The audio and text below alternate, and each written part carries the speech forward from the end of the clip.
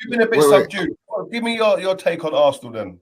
Yeah, I've been waiting to jump in. You guys are talking about all this commiseration story about people. Yeah, I thought Arsenal won the league, bruv. The way you man was celebrating. Am I not allowed to be happy? Rio, you went on a your manager's doing laps. Your manager's done 10,000 steps today with them laps round after they won. What's this about?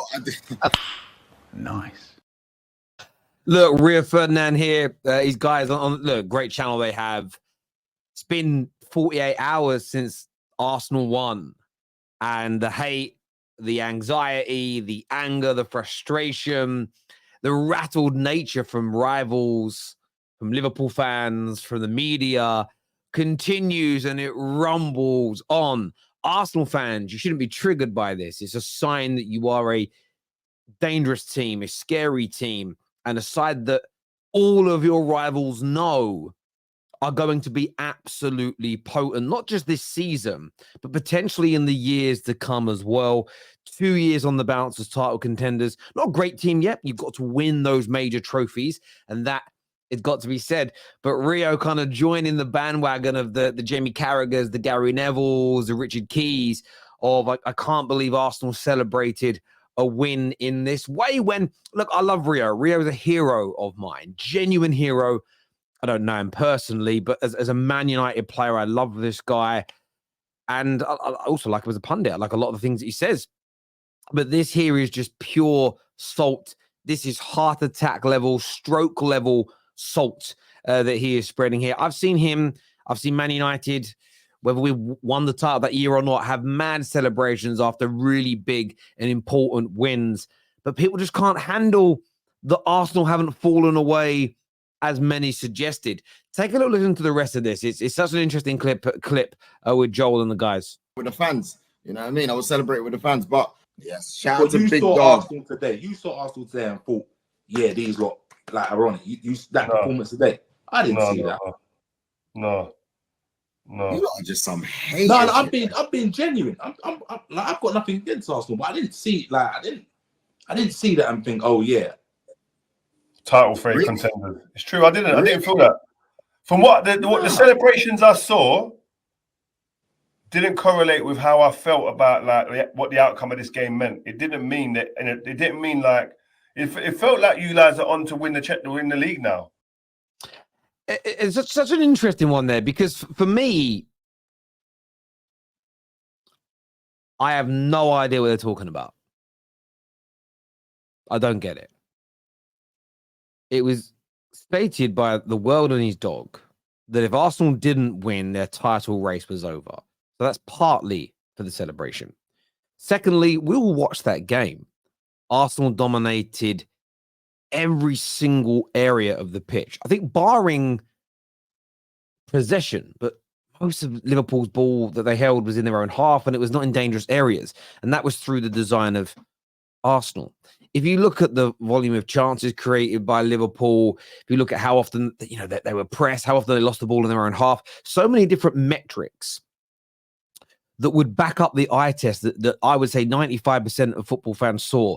And that is that Arsenal dominated every single area, every single element of that football pitch and that game for the vast majority of the match. Denying that to me personally is crazy. Saying they don't understand, or Arsenal fans must think that they're winning the league after those celebrations. It was I think for Arsenal supporters, it was a bit of a watershed moment. Beat a team that we haven't had the greatest of records against at home.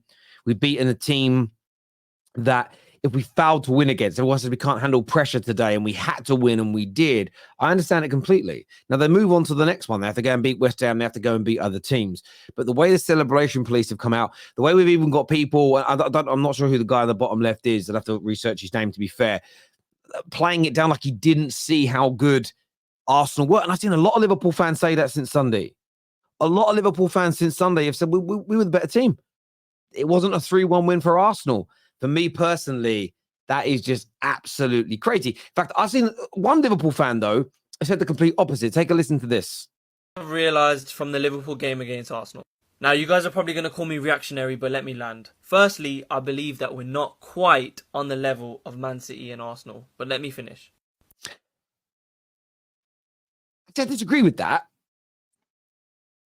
You just play differently to them. They dominate the ball against you. They will have sometimes more of, better play. But that isn't what this Liverpool team is right now, especially against the bigger side. I do think you're on par with them. The league table is that barometer and you're top for a reason. But it is good to see a Liverpool fan acknowledge how good Arsenal are. Too many, as we just saw there on Rio's clip, are playing it down. And as I've said, and I'll keep reiterating, and the reason I'm doing it, and I know Man United fans hate it, we're the same, we're United fans. If Man United ever get back to challenging for titles, this is what the media and the mainstream press and rival fans are going to do. And as much as I don't want to be sticking up for Arsenal, I want to stand by my personal thoughts, feelings, principles, and outlook upon the game. I know Arsenal are a dangerous team because it's so hard for people to admit how good they are. They play them down, write them off, and hate on them like I've never seen done before, ever in the Premier League era.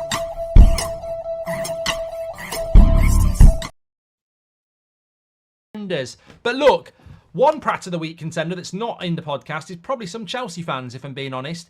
I want to start off with the title of this video from Goldbridge was "Grow Up." So I'm so intrigued to know what he was going to say. This bring Mourinho in. This was something I was talking about on the United Stand last week. I find it incredible. What are your thoughts, outside or inside Chelsea Football Club? Should they be sacking Pochettino? We're hearing this morning, we did a video yesterday, we're hearing this morning that I did a video on Friday and I got a load of stick from Chelsea fans who were probably a little bit smug before the weekend. Reality bites, you lose to Wolves. Financially, sacking Pochettino and his entourage less than a year into bringing him in will be very expensive for Chelsea. And as we know, they're already trying to sell probably their player of the season in Conor Gallagher to raise money from homegrown funds because they're locked in for years for this abundance of players they bought in who quite clearly aren't good enough on huge wages. So removing Pochettino financially could be a killer for Chelsea. I think they've got to see this through. I think, I think Chelsea fans need to grow up and realise that sacking managers, much the same as what we're saying at Man United. I've said it to United fans last week. 50% wanted Mourinho to come in and take over from Ten Hag before the Wolves game. They won't be thinking that now. But Jose Mourinho, as much as he's a legend of the game, and I find him box office, can we have a bit of a reality bite? Can we grow up a little bit? Jose Mourinho in 2024 doesn't win your titles. Jose Mourinho in 2024 doesn't even get your top four in the Premier League. Jose Mourinho in 2024 can't compete with the De Zerbis and the Emerys and the Angers, let alone the Pops, the Klops, the Peps, the Klops, and the Artetas.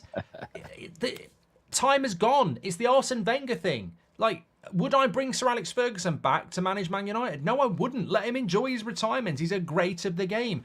And with Jose, I just don't see it. I don't see it. At Manchester United, I agree with Mark on the Jose take. Bringing Jose back would be a calamity for anybody. He's past his sell-by date.